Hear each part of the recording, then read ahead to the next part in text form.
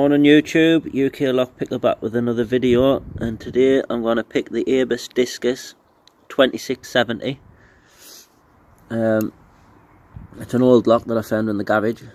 I haven't got the key, so I'm just going to pick it SPP style with a rough short hook.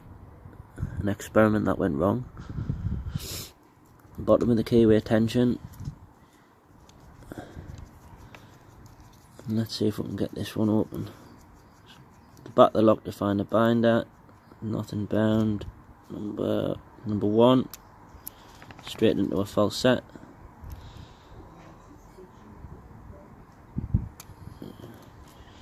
Pin 5 was a spool that went into an even deeper false set, and then we're just looking for the remainder.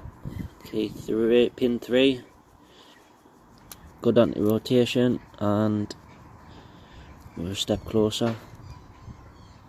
Pin 2, another spool pin, and we've got the open.